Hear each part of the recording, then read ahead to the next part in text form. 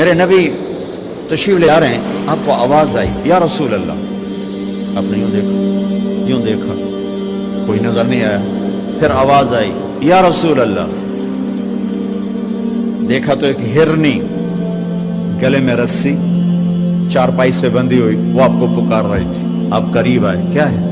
کہ آپ کا صحابی مجھے پکڑ کے لایا ہے، میں اللہ کی تقدیر پہ راضی ہوں، مطلب ذبح کی جاؤں، لیکن میرے چھوٹے چھوٹے بچے ہیں وہ بھوکے ہیں، اگر آپ مجھے چھوڑ دیں میں ان کو دودھ پلا کے واپس آ جاؤں. تو آپ نے فرمایا اگر تو واپس نہ آئی تو پھر، کہ اگر میں واپس نہ آئی تو اللہ مجھے جہنم میں ڈال دے جیسے انسانوں کو ڈالے گا. تو آپ نے اس کی رسی کھول دی اور وہیں بیٹھ گیا. اس نے دوڑ لگائی اور پہاڑوں میں غائب ہو گئی. دیر گزر گئی تو آپ نے دیکھا وہ پہاڑ سے اتر رہی تھی اور آ کر کہا یا رسول اللہ میں حاضر ہوں. اللہ اکبر. اسے خبر ہے میں کیوں حاضر ہوں. یہ ہمارے فیصل آباد کا بازار والا 10 روپے کے پیچھے وہ جھوٹ بولتا ہے کہ زمین آسمان کانپ اٹھتے ہیں. آپ نے اس کو رسی سے باندھ دیا اور پھر بیٹھ گئے.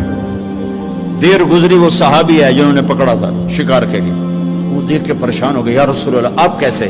کہا بھائی میرا ایک کام ہے چھوٹا سا. کہا کیا؟ کہ یہ ہرنی میں ہدیہ مانگتا ہوں آپ سے. کہا یا رسول اللہ ہم تو جان قربان کرنے کے پیچھے پھر رہے ہیں، آپ ہرنی کہتے ہیں؟ کہ بس یہ دے دو کلے لو. تو آپ نے اس کی رسی گردن سے نکالی.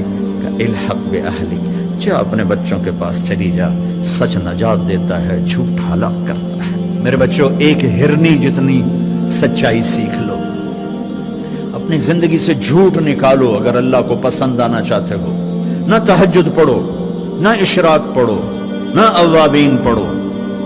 فرض نماز کا تو معافی کوئی نہیں، اس کی تو معافی کوئی نہیں، سچ بولو.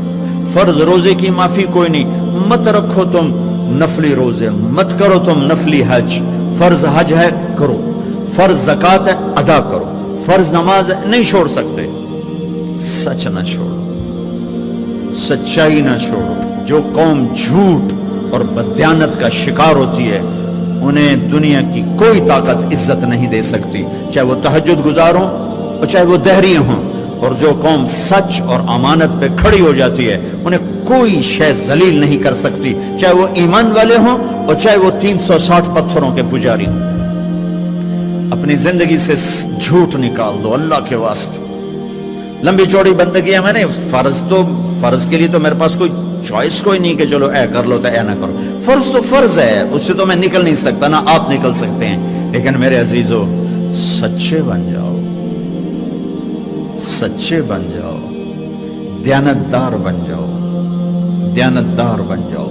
جو وقت یونیورسٹی کا ہے اس میں اگر آپ اپنے کام پہ جا رہے ہیں تو یہ آپ بددیانتی ہے. یہ خیانت صرف یہ نہیں کہ تم نے پیسے میں خیانت کی، ٹائم کی خیانت. یونیورسٹی کے ٹائم میں پروفیسر صاحب اخبار پڑھ رہا ہے، یہ خیانت ہے اس وقت کے ساتھ جس کی گورنمنٹ اس کو تنخواہ دے رہی. یونیورسٹی کے ٹائم میں وہ حاضریاں لگا کے اور اپنے کام کو جا رہا ہے، یہ خیانت ہے اس ٹائم کے ساتھ جس کی وہ تنخواہ لے رہا ہے. اس کو سرکاری گاڑی ملی ہے، اس کے بچوں کو اسکول چھوڑنے جا رہی ہے، یہ خیانت ہے. بددیانتی اللہ کی نظروں سے گراتی ہے جیسے پتھر اوپر سے نیچے آ کر گرتا ہے، اور دیانت آدمی کو لے جاتی ہے 7 آسمان عرشوں تک پہنچا دیتی ہے. دیانتداری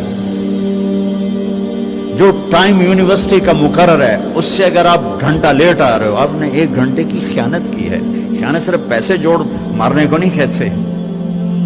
آپ نے بچوں کو پڑھانا ہے، نہیں پڑھایا، تم نے پڑھنا ہے، تم آئے پڑھنے کے لیے، یہاں تم کسی اور کام میں لگے ہو. تم نے ماں باپ سے بھی خیانت کی، اللہ سے بھی خیانت کی، اس یونیورسٹی کے ساتھ خیانت کی.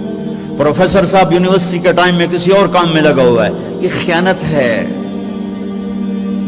اگر اللہ اس کے رسول کا پسندیدہ بننا ہے تو میں لمبے چوڑے وظیفے نہیں بتا رہا ہوں، چھوٹی چھوٹی 2 باتیں بتا رہا ہوں. سچائی، امانت، سچائی، امانت. ہمارے ایک بزرگ تھے، وہ ٹیلی فون کے جی ایم ہو کے ریٹائر ہوئے تھے، وہ تبلیغ کے بھی امیر تھے. جب وہ دفتر میں آتے تھے تو تبلیغ کا ایک بول نہیں بولتے تھے کہ بھائی یہ تنخواہ میں ٹیلی فون کی خدمت کی لیتا ہوں، یہاں کوئی تبلیغ کی بات نہیں ہوگی. اور جب وہ دفتر سے نکل جاتے کہتے ہیں ہن میرا ٹائم اپنا ہے، ہن کوئی ٹیلی فون کی بات نہیں ہوگی، اب صرف تبلیغ کی بات ہوگی۔ میرے بچوں، بددیانتی نے ہمیں زیرو کر دیا ہے۔